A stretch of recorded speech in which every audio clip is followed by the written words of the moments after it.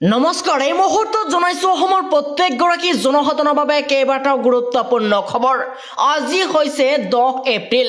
আজিৰ দিনটোৰ কেইবাটাও গুৰুত্বপূৰ্ণ খবৰ এই মুহূৰ্তত জনাইছো। আমাৰ প্ৰথম নম্বৰ খবৰটোলৈ শিক্ষক শিক্ষয়িত্ৰীলৈ আহি গৈছে এক ডাঙৰ নিৰ্দেশনা।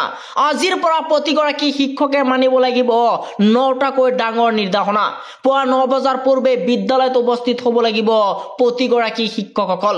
শিক্ষা হেতু এপত বাধ্যতামূলক দিব লাগিব উপস্থিতিৰ আপডেট। বিদ্যালয়ত একেবাৰে উপস্থিত নাথাকিলে নৈমিত্তিক ছুটি হিচাপে গণ্য কৰা হ'ব।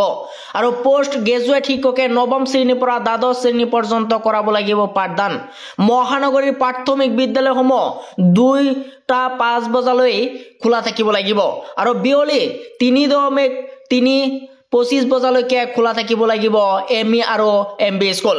হাই স্কুল আৰু হাই ছেকেণ্ডেৰী স্কুলো 3:25 বজালৈকে খোলা থাকিব লাগিব। আৰু বিদ্যালয়ৰ আন কৰ্মচাৰী 10 বজাৰ পূৰ্বে উপস্থিত হ'ব লাগিব। আৰু 4:30 বজালৈকে বিদ্যালয় থাকিব লাগিব কৰ্মচাৰীসকলে। কামৰূপ মেট্ৰ' বিদ্যালয় শিক্ষা বিভাগৰ তৰফৰ পৰা জাৰি কৰা হৈছে এবাৰ কঠোৰ নিৰ্দেশনা।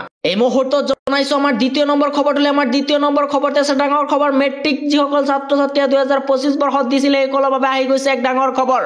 মুখ্যমন্ত্ৰী ডক্টৰ হিমন্ত বিশ্ব শৰ্মাৰ ডাঙৰ টুইট।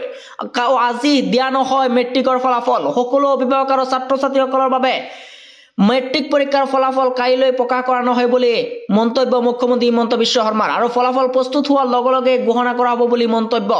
এই মুহূৰ্তত জনাইছো আমাৰ তৃতীয় নম্বৰ খবৰটোলৈ। আমাৰ তৃতীয় নম্বৰ খবৰতে আছে ডাঙৰ খবৰ। ৰাজ্যত বতৰে লৈছে কাৰ ৰূপ।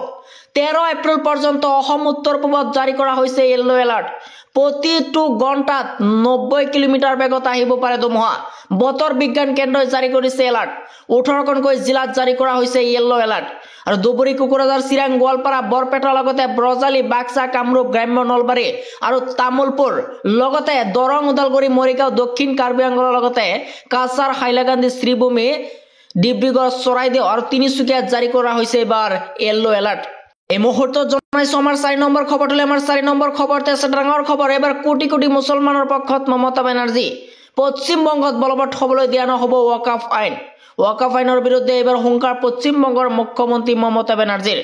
ৱাকাফ আইনৰ বিৰুদ্ধে পশ্চিমবংগত লাখ লাখ মুছলমানে সাব্যস্ত কৰিছিল প্ৰতিবাদ।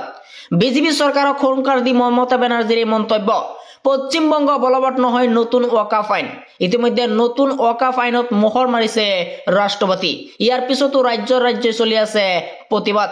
ৱাকাফ সম্পত্তি হৈছে মুছলমানৰ সম্পত্তি। কোনো কাৰণতে মুছলমানৰ সম্পত্তি হস্তগত কৰিবলৈ নিদিয়াৰ হুংকাৰ মমতা বেনাৰ্জীৰ।